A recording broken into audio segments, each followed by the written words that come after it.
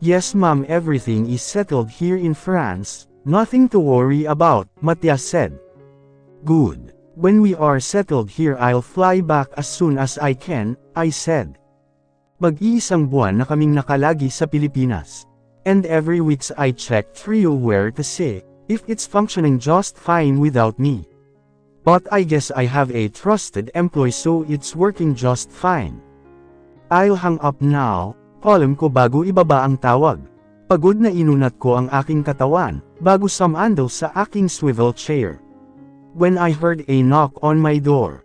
Come in. Dahan-dahan naman ang pagbukas ng pinto, at bumungad sa akin si Manang Linda. Bakit po Manang? I said, naka-ready na ba ang tatlo? Opo ma'am, andito na din po ang asawa nyo. Gusto kong lumubog sa aking kinauupuan, sa sinabi ni Manang. Hindi ko po siya asawa Manang, I said bago tumayo. Susunod na po ako. Agad kong kinuha ang shoulder bag, at mga folder sa lamesa ko, bago bumaba sa salas, kung saan naabutan ko si Gabriel na nakaupo. First day of school nila. I just want to be there for them. I hope you don't mind Natasha, he said and smiled. It's okay, you're their father, I want you to be part of their life. I said at agad na lumingon nang marinig ang matinis na boses ni Sapphire. Mama, Daddy, good morning, she said and kissed my cheeks, bago lumapit sa kanyang ama, are you bringing us to school Daddy? Marahan namang tumungo si Gabriel. Kaya't napangiti ako nang makita ang kasiyahan sa mata ni Sapphire. Where is Gemstone and Amber? Tanong ko. Halos magdadalawang linggo na din simula nang magkita ang mag-ama, pero wala pa din kaming progreso kay Gemstone. He's still cold and distant, not talking. Kaya't nag-aalala na ako. I excused myself when my phone rang, and saw Gio caller ID. Hey Gio, I said, napatawag ka. Natasha, I was just wondering if you want to have a lunch with me. I sighed. Unang araw ng school ng triplets, at gusto kong sumama sa paghatid sa kanila. I'm sorry but it's my baby's first day in school and I want to be there for them. Maybe dinner do you want? Mabilis naman na sumang-ayon si Gio. Kaya't binaba ko na ang tawag dahil baka malate pa ang tatlo. Nang makabalik sa salas ay ang dalawa kong prinsesa, ay nakaangkla na sa kanilang ama, habang si Gemstone ay patakbong lumapit sa akin. Mama, are we going now? He said and pout. Yes baby, I said bago bumaling kay Gabriel, na magiliw na nilalaro ang dalawa. Hey, do you mind if I ride in your car? Sa office lang. Ang matalim at malamig na mata nito ang tumunghay sa akin. Kaya't napakunot-no ako. Sure, he said in a cold tone. Let's go. Hindi ko na lang ito pinansin nang mauna silang maglakad palabas, habang ako ay naiwan kasama si Gemstone, na nakasimangot pa din.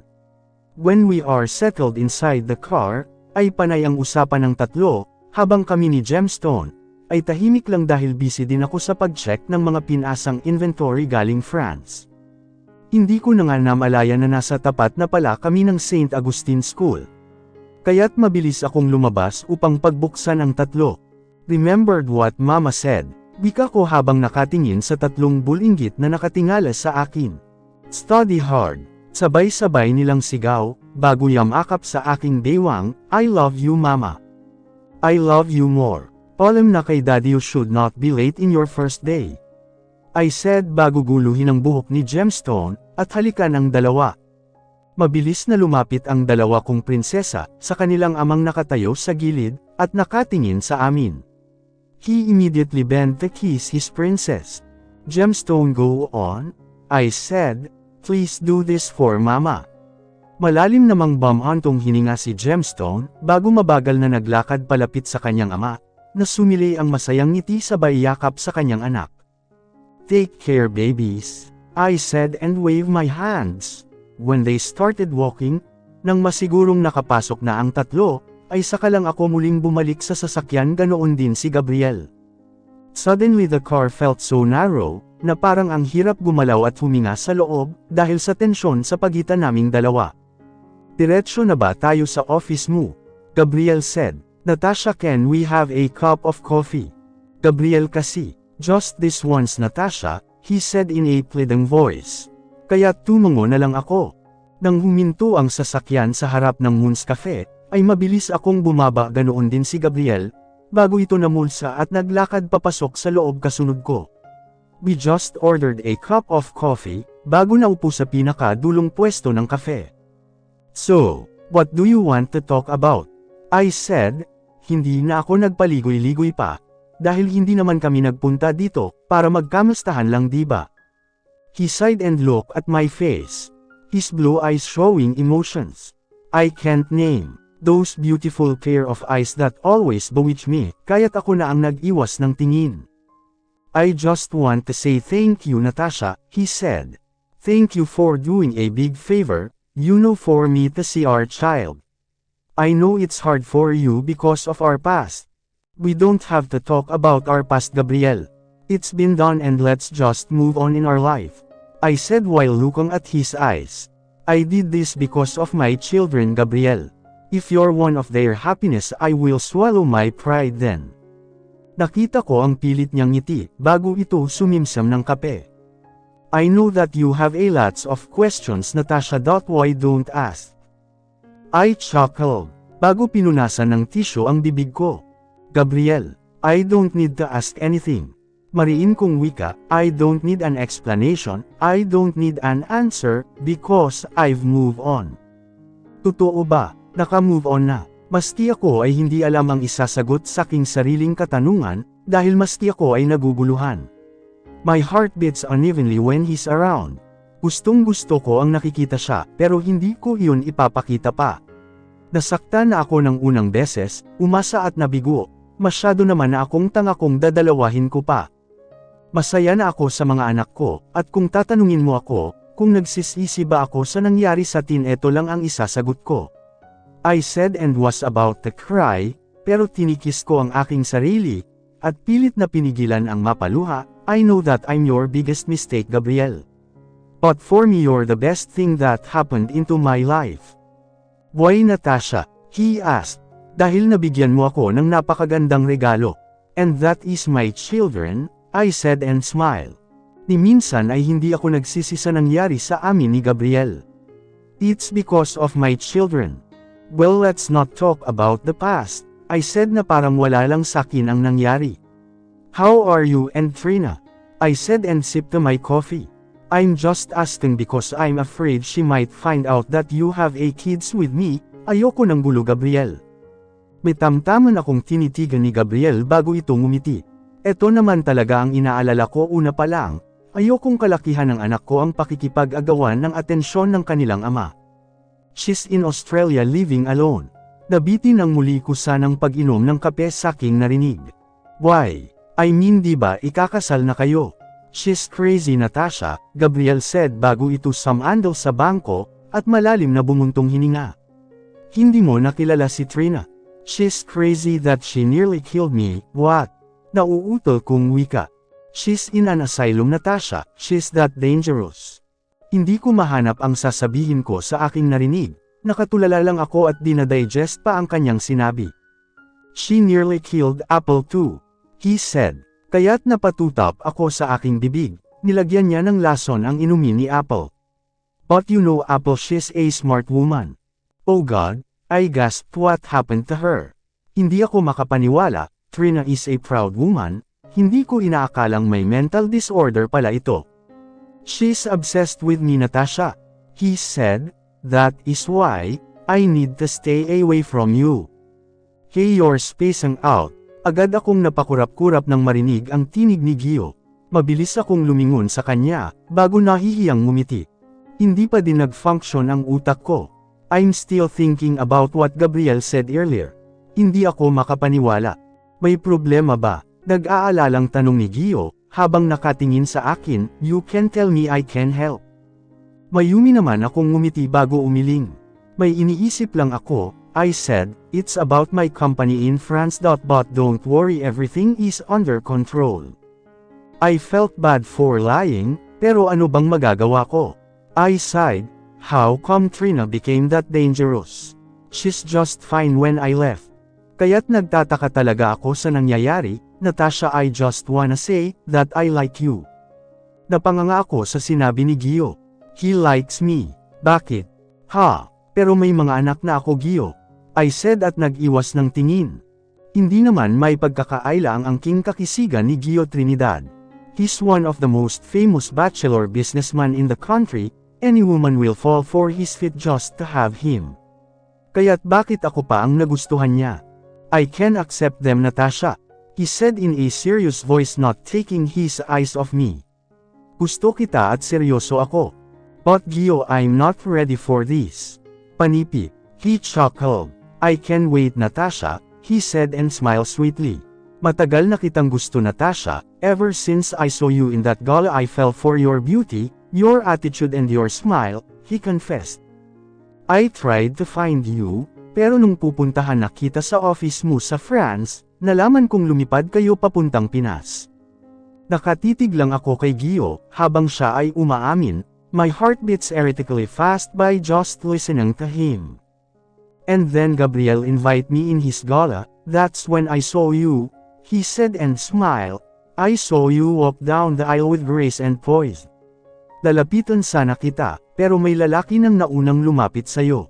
I'm just looking at him trying to digest his confession. Napunta na yata lahat sa aking pisngi ang dugo ko, dahil ramdam ko ang pag-iinit nito. I don't know what to say Gio, I said. Of course Gio and Gabriel are friends and business partner too. You don't have to say anything Natasha, he said and hold my hands, just give a chance that's all I want.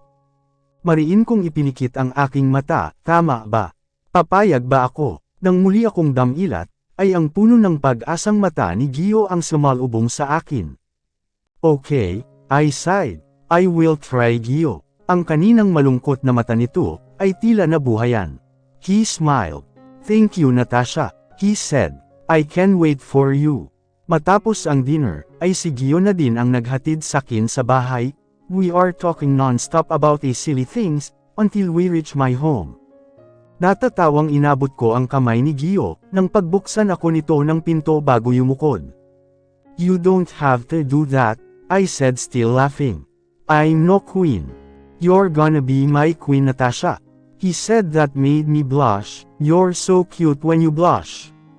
Inirapan ko lang ito, bago naglakad palapit sa gate ng bahay. Thanks for the night Gio, I said and smiled. Of course, all for you my queen. He said, magkahilig lang ang aming mga mata, na parang kinakabisado ang aming mga mukha. Gio's face came closer and closer, and was about to touch my lips, when we heard a cough. Agad akong napalingon, just to see Gabriel Dangerous ay looking at us. Dude, Gio said with a hint of astonishment in his voice. What are you doing here? I gulped when Gabriel slowly walked towards our direction, not breaking his eye contact. Visiting my kids, he said in a cold tone. What are you doing here? Lumingon ako kay Gio na nagtataka, habang nagsisalit-salit ang tingin sa aming dalawa ni Gabriel. Taking Natasha home, he simply said and hold my hand, I'll get going Natasha. Tumango lang ako, kaya't binitawan na niya ang kamay ko, at naglakad palapit sa kanyang sasakyan. He waved one last time before speeding away.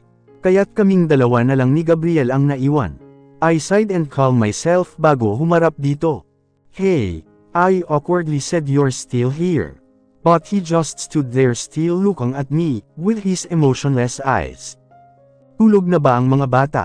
I said dahil parang gusto ko nang lumubog, dahil sa mga titig ni Gabriel. Yes, he said, I'll get going. Tumango-tango lang ako. Kaya't nilagpasan na niya ako, pero mabilis kong hinawakan ang wrist niya. Nang ma-realize ang ginawa ko, ay mabilis ko itong binitawan at nag-iwas ng tingin. Thank you for fetching my kids, I said, and for taking good care of them while I'm gone. Nakita ko ang malalim nitong pagbuntong hininga, na tila ikinakalma ang kanyang sarili, na wag sumabog at magwala. They're my kids, natural lang na alagaan ko sila, he said. Are you dating Gio? I sighed and nodded. Parang gusto kong bawiin ang pagtango ko, nang mas lalong dumilim ang aura nito, habang nakatingin sa akin. He sighed and looked away, bago naglakad paalis ng walang palem. But why do I feel bad? Bakit ang bigat sa dibdib, habang nakikita siyang ganoon? Gabriel, sigaw ko at mabilis na naglakad palapit sa kanya, pero dahil sa taas ng heels ko, ay na-out of balance ako. Mariin kong ipinikit ang aking mga mata, hinihintay ang aking pagbagsak. Open your eyes Natasha, Gabriel whispered. Kaya't dahan-dahan kong idinilat ang aking mata. Ang mukha ni Gabriel ang bumungad sa akin. He's holding my waist, kaya pala hindi ako bumagsak. Mabilis akong umayos, pero napaigik ako sa sakit nang maramdaman ang pagkirot ng paa ko. Hey, Gabriel said at mabilis akong nalalayan, you sprained your ankle. Agad akong napatingin sa namamaga kong ang paa. Bakit ngayon pa talaga nangyari ta? Nakakahiya. Ouch! I said at mabilis na napakapit kay Gabriel nang igalaw ko ang paa ko. He sighed, bago ako pinangko. Kaya't nanlaki ang mata ko. Salamat. Nahihiya kong bulong, he slowly deposit me on the sofa, bago ito lumuhad sa harapan ko. Maigi niyang sinuri ang aking paa, bago dahan-daw ang tanggalin ang high heels ko. Masakit, dahan-dahan, I said, dahil sobrang sakit talaga ng paa ko. Bakit ba kasi nagsusuot ka pa ng ganito? Dati naman hindi, he said, kaya't napatikwas ang kilay ko. Kukuha lang ako ng ice pack. Hindi ko alam kung anong problema noon, dahil padabog itong tumayo at umalis. Nang makabalik ay mabilis siyang umupo sa may sahig, at hinawakan ang aking paa, bago ipatong ang ice pack sa paa ko. Why do you have to wear this kind of shoes? Nakasimangot nitong sabi, kaya't napatawa ako. What's so funny? Ang cute mo lang may inis. Wala sa sarili kong wika, kulang na lang umusok ang ilong mo. He just rolled his eyes, bago ibinigay ang buong atensyon sa paa kong namamaga. Masakit pero hindi ko alam kung bakit masarap sa pakiramdam.